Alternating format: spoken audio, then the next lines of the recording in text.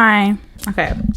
I was listening to a reel that Ryan from TFD made, and he mentioned the total fear propaganda that is inflation, and I want to talk about it on here. I posted a series of Instagram stories related to this earlier in the spring, and you might recognize some of that in here as well. The concept of inflation is a tool used by extremely rich people to manipulate the economy and the markets. I sound crazy, but hear me out. We are told that high inflation heavily affects regular people, especially those with low or fixed incomes. However, inflation is inevitable. It will always happen as money grows. The problem is that those with a lot of wealth are supposed to use times of high inflation to distribute excess wealth. However, people get stingy and wealth is hoarded out of fear instead, missing out on an opportunity to level the playing fields and to reduce wealth disparity. Hoarding wealth doesn't necessarily mean not donating a portion of your income. In regards to multi-million-dollar/billion-dollar business owners, it means things like raising prices when they shouldn't be raised or withholding raises in wages and salaries from your workers. I want to note that when I mention wealthy people, especially extremely wealthy people, I'm not talking about your neighbor or family member who makes 100 to 300K. When I say wealthy, I am talking about people who have net worths in the multi-millions/billions. It is common to see people in higher tax brackets still living paycheck to paycheck, but this has more to do with concepts such as financial literacy, personal finance, keeping up with the Joneses, lifestyle creep, or in some cases, first-gen kids moving their families up in socioeconomic class. The idea of inflation is if we just print more money, the value of every dollar decreases and the cost of goods rises. Inflation is essentially why cryptocurrency was created. In the case of Bitcoin, there is only a finite amount of Bitcoin available, so you can't just print or make more. For example, say I have 6 special golden apples. These are limited edition. There will be no more than these 6 juicy, unusually golden apples on the market. Now compare that to 600 regular red apples. Which apple, red or golden, is going to have a higher value on the market in the given context? With cryptocurrency, since there is only a limited number of coins available to be mined, and in the case of Bitcoin, the amount of Bitcoin mined is reduced by half every 4 years, the value of each coin can't go down so drastically as in the case of a regular dollar. Many have profited from crypto, but many have lost to it as well. Cryptocurrency has its own issues, and in another episode, I will argue why it is just one giant multi-level marketing scheme. Giving more money to people who have less, such as with stimulus checks or universal basic income, only hurts people who are hoarding mass amounts of wealth. The price of goods going up is determined by the prices people are putting on these goods, and middle-income people aren't determining these prices, people at the top are. If you've ever been in an economics class or learned economics, you might have heard about supply and demand, and an equilibrium price. Basically, as demand grows for a product or service, and as the supply grows to match it, there is going to be a certain market price that is optimal for this product or service. By optimal, I mean it's a price that's sustainable and ethical for the people who are demanding the product and for the people who are making and providing it. Any business using anything but the equilibrium price is not thinking sustainably long term.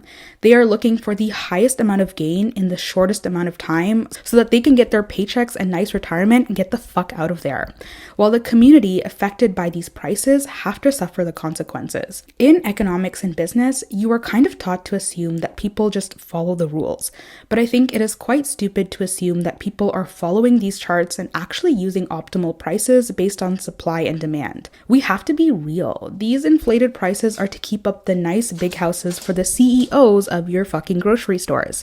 Note, not the branch owners, the CEO. So when you see Joe and Diane's No Frills, I'm not talking about Joe and Diane. I'm talking about their boss or the person who runs the entire No Frills brand, or the corporate group that does. All prices are determined by the wealthiest in society.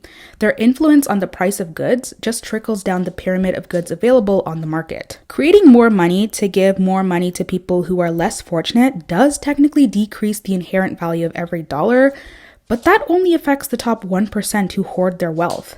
There are people who have so much money that they are just hoarding it for great-great-great-great-great-grandchildren that aren't even born yet. And obviously, I know we want to create generational wealth, but this is a large percentage of...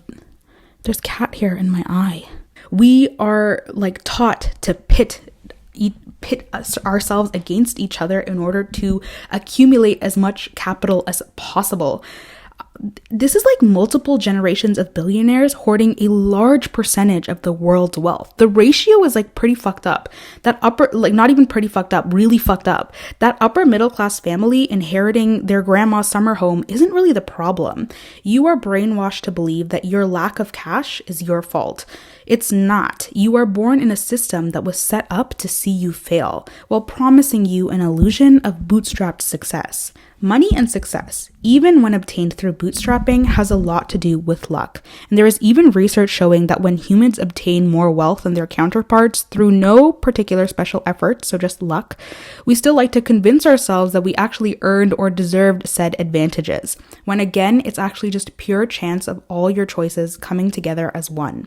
We can argue that of course you made different choices than your peers, etc., but these choices as well have to do with factors such as socioeconomic class, the state of the person's mental health, the way they were raised, responsibilities they may have or had, their confidence levels, etc. If people didn't hoard wealth, we wouldn't have to think in scarcity. The only thing keeping the poor from being fed is actually extremely rich people. This isn't even an exaggeration. You can't tell me that multi-million/billion-dollar trust fund babies aren't extremely unethical.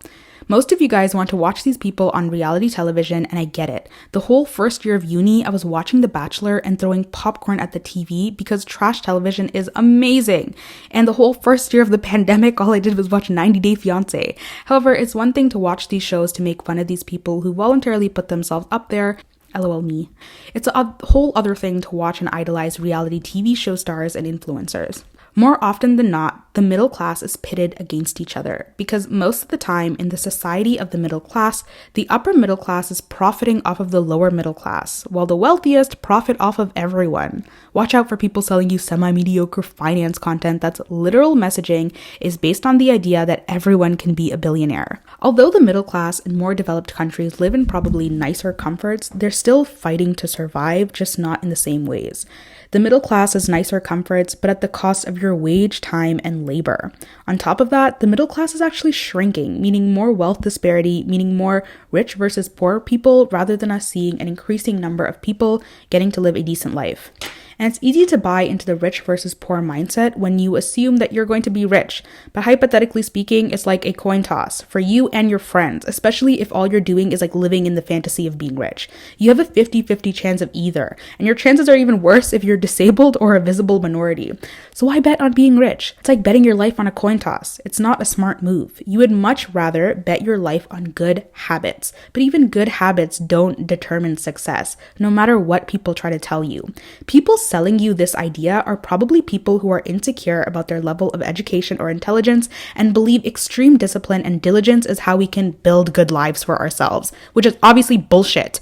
I literally created this podcast stoned as fuck, posted consistent YouTube videos without the need to wake up at 5 a.m. every fucking day.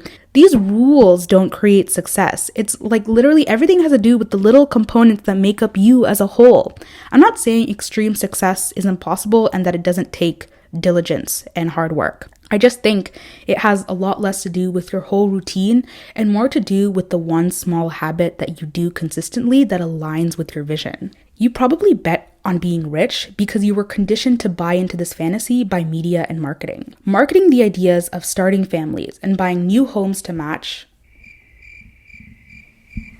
Marketing the idea of starting families and buying new homes and cars to match is all a way to maintain the lifestyles of the extremely rich, who are hiring the marketers and doing the marketing. The high cost of the price of goods is honestly because of inflated profit margins from billionaires who want to maintain their billionaire lifestyle.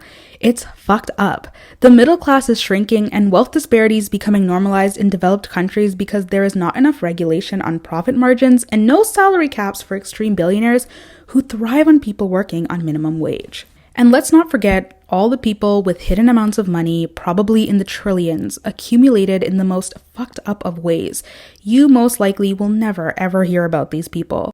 I would honestly be lying if I didn't say I wanted a hot rich drug dealer to fucking give me some backshots right now. All these people at the top play a role in keeping the illusion that is your billionaire fantasy alive.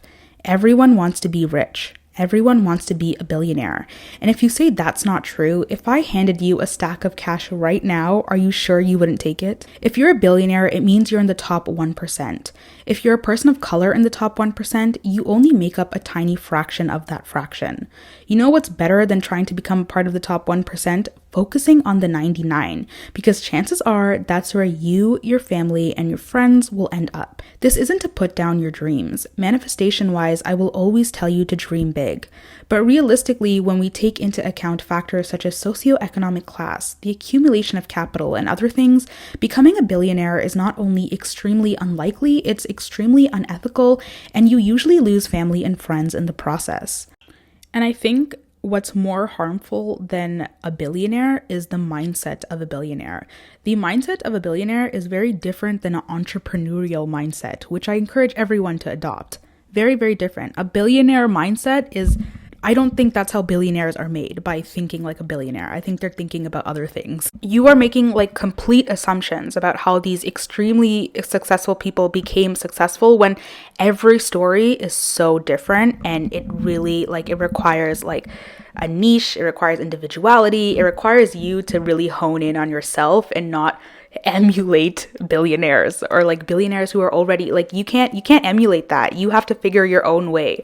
Becoming a billionaire is literally built on the exploitation of the masses. Again, I want to focus on this supposed mind, people, when you're I'm going to be a billionaire too. And then you think you're thinking the same as other successful billionaires when you're not. You're in a delusion that was sold to you by these billionaires.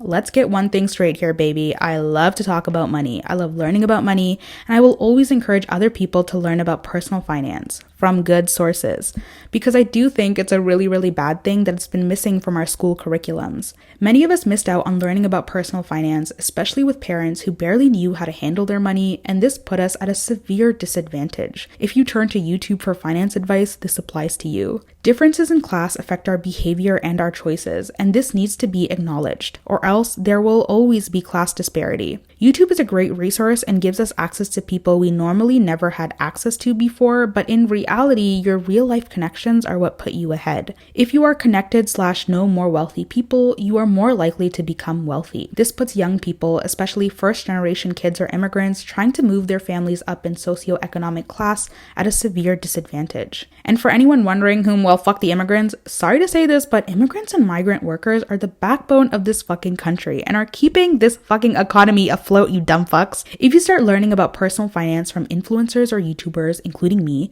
you start looking at your friends or family and hyper-fixating on everything they are doing wrong with money. This creates a huge atmosphere of shame for others and probably an extremely stressful environment for you, because you've created this extreme awareness around finances without even diving deeper into how society and class affect your and their choices. If you have ever been down the YouTube rabbit hole of meal prepping and healthy eating, you might start to hyperfixate, not a good thing, on the nutritional value of not only the food you eat, but the food other people eat as well. This creates tension because obviously diet and food is very personal and unique to every individual. The same could be said for personal finance. I say this quite often in my content, and I will say it again, shame helps no one. Compassion and understanding towards ourselves and others will probably bring us farther in terms of good outcomes. And as we near the end of this episode, I want to take the time here to remind you that it is not wrong to want money. I realize these topics might make it seem like I'm driving you away from that dollar, cash, and cream. However, learning about the links between society and money will, in my opinion, put you in a better position, both in terms of socioeconomic class and well-being. You don't want to obtain wealth only to be completely miserable. Obviously, it's better to be depressed rich than depressed poor, but I'm pretty sure most of us want to be happy and wealthy, not either or, and healthy. It is very possible to create wealth for everyone. We just have to believe that everyone deserves wealth inherently, regardless of intelligence or beauty. When you realize that everyone deserves a beautiful life, you will have a better understanding of who you were meant to be in this world. I bargained with life for a penny, and life would pay no more. However, I begged at evening when I counted my scanty store. Life is a just employer. He gives you what you ask, but once you've set the wages, why, you must bear the task. I worked for a menial's hire, only to learn dismayed that any wage I had asked of life life would have willingly paid. Jesse B. Rittenhouse. Thank you for listening.